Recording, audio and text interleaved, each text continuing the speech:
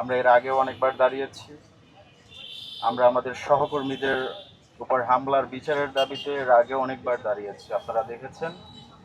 কিন্তু সংশ্লিষ্ট কর্তৃপক্ষ আমরা দেখিনি যে তেমন কোনো পদক্ষেপ নিয়েছে।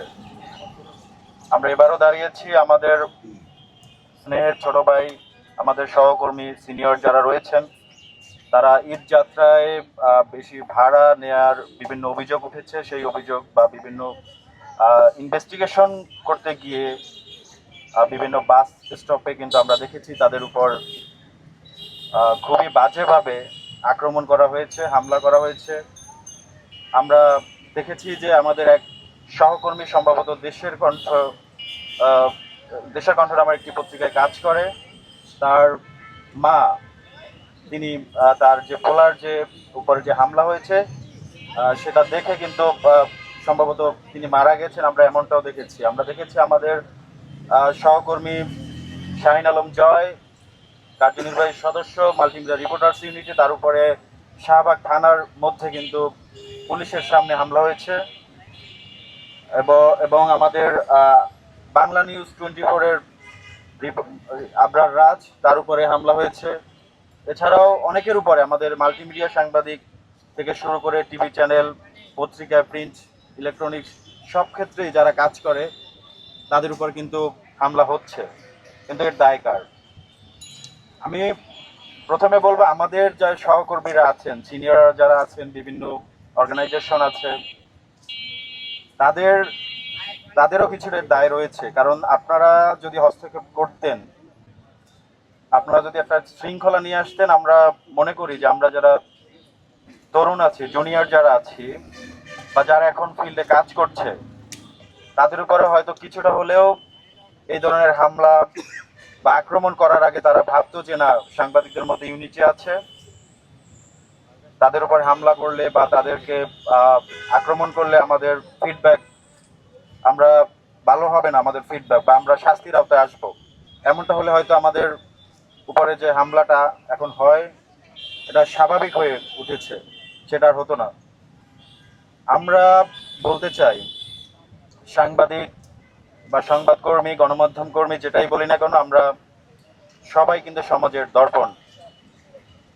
আমরা একটি সমাজের বিভিন্ন ধরনের ক্রাইম, অপরাধ বা যত ধরনের সমস্যা সৃষ্টি হয় সেটা কিন্তু আমরা ইনভেস্টিগেশন করি বা বিভিন্ন উপায়ে আমরা কিন্তু জাতির সামনে তুলে ধরার চেষ্টা করি বা তুলে ধরি। সেই কাজটি করতে গিয়ে যখন আমাদের উপর হামলা চালানো হয়, আমাদেরকে প্রকাশ্যে মারা হয়, সংশ্লিষ্ট কর্তৃপক্ষ যারা রয়েছেন, বিভিন্ন মন্ত্রণালয়ের দায়িত্বে যারা রয়েছেন, তারা সেটি কিন্তু আমরা দেখেছি তারা বলে যে আমরা এখন পর্যন্ত জানি না। এটা খুবই লজ্জাজনক। আমরা দেখেছি ঈদের যে হামলাটা হয়েছে, ব্যাপকভাবে এটি কিন্তু সংবাদ মাধ্যমে কাভারেজ হয়েছে এবং মানুষ দেখেছে। তারপরেও এর কোনো সুষ্ঠু বিচার বা যে সকল হামলাকারীরা হামলা করেছে তাদেরকে এখন পর্যন্ত বিচারের আওতায় আনা হয়নি। আমরা সংশ্লিষ্ট কর্তৃপক্ষের কাছে এটা জানতে চাই এ বিষয়ে যে আপনারা কি সিদ্ধান্ত নিয়েছেন। আমরা আগামীতে আমাদের যে সকল সহকর্মীরা মাঠে কাজ করেন, মাল্টিমিডিয়া সাংবাদিকরা মাঠে কাজ করেন, খুবই, আমি বারবার প্রায়ই বলি যে মাল্টিমিডিয়া সাংবাদিকরা এখন এই মুহূর্তে সবচেয়ে জনপ্রিয় একটি মাধ্যম, তবে সবচেয়ে অবহেলিত তারা। ঠিক।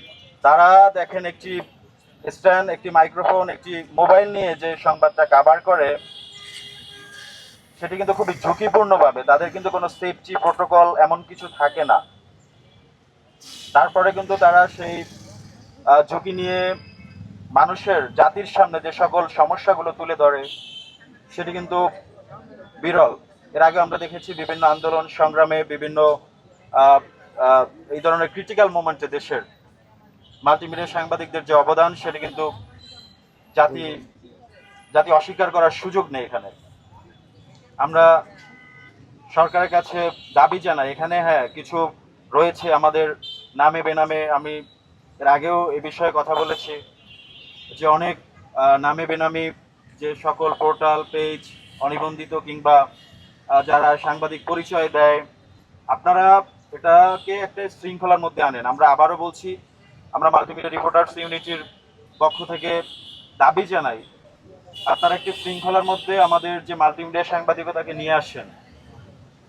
যারা এখানে বিভিন্ন পেজে কাজ করে সাংবাদিক পরিচয় দেয় কিংবা তারা তাদের কর্মসংস্থানের ব্যবস্থা করেন আপনারা, বা তাদেরকে ট্রেনিং এর কর্মশালার ব্যবস্থা করেন, আমরা আমাদের সংগঠনের পক্ষ থেকে চেষ্টা করছি, বা তারা যে পেজের পরিচয় দেয় সেই পেজটি আপনি আইডেন্টিফাই করেন সেটি আসলে নিবন্ধিত কিনা বা তার লাইসেন্স আছে কিনা সেটি আপনারা তদারকি করেন। এর দায় কিন্তু সাংবাদিকদের না। আমরা দেখি বিভিন্ন সময় বিভিন্ন অপ্রত্যাশিত ঘটনা ঘটে, যার কারণে আমরা মূলধারায় যারা কাজ করে, যারা পরিচিত বা বিভিন্ন প্রতিষ্ঠিত গণমাধ্যমে যারা কাজ করে, তারা কিন্তু এই ঝামেলার সম্মুখীন হয়।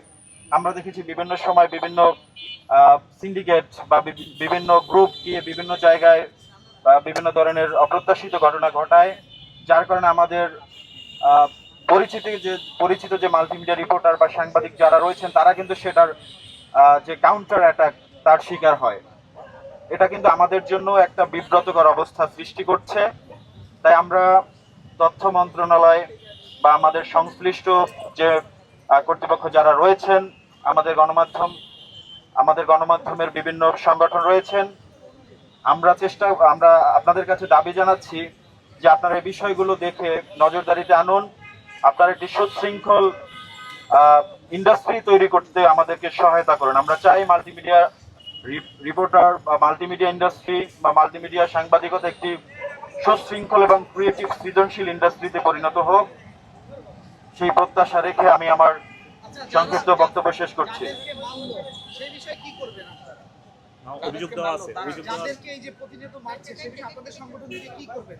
শুধু বিবৃতি জানাবেন না কি করবেন? আমরা যাদের উপর হামলা করা হয়েছে তাদের পক্ষে আমরা বিবৃতি দিয়েছি। আমাদের যতটুকু সম্ভব আমরা চেষ্টা করেছি। আমরা সংশ্লিষ্ট যারা রয়েছেন বা সিনিয়র আমাদের যে সকল সংগঠক রয়েছে তাদের সাথে আমরা কমিউনিকেশন করেছি। সংশ্লিষ্ট স্বরাষ্ট্র মন্ত্রণালয়ে আমরা বিবৃতি দিয়েছি এবং তারা বলেছে যে এটার বিষয়ে তারা পদক্ষেপ নিবে। এখন তারা কখন নিবে সেটা তো তাদের উপরে। আমরা আমাদের জায়গা থেকে চেষ্টা করেছি, আমরা আমাদের এই যে আজকে আমরা আমাদের ভাইদের সাথে নিয়ে কিন্তু সহকর্মীদের সাথে নিয়ে এখানে দাঁড়িয়েছি, আমরা এতটুকুই পারি, আমরা সবসময় তাদের সাথে আছি, পাশে আছি। তবে আমাদের সবার সম্মিলিত প্রচেষ্টায় আমরা চেষ্টা করি, আমাদের অনেকেই কিন্তু এখনো এটা নিয়ে এগিয়ে আসেনি। আমরা চেষ্টা করব, আমরা আশা রাখছি তাদেরকে, যারা আমাদের এই যে সহকর্মীদের উপর হামলা হয়েছে, আমরা সম্মিলিত যদি প্রতিবাদ করি, আমরা তো এখানে ক্ষুদ্র কয়েকজন আজকে দাঁড়িয়েছি, আমরা চেষ্টা করব আমাদের আরো যারা মাল্টিমিডিয়া সাংবাদিক রয়েছে বা বিভিন্ন, আমরা শুধু এখানে ডিভাইডেড না করি, আমরা যে মাল্টিমিডিয়া সাংবাদিক বা প্রিন্টের বা ইলেকট্রনিক্স বা টিভি চ্যানেলের, আমরা এটা না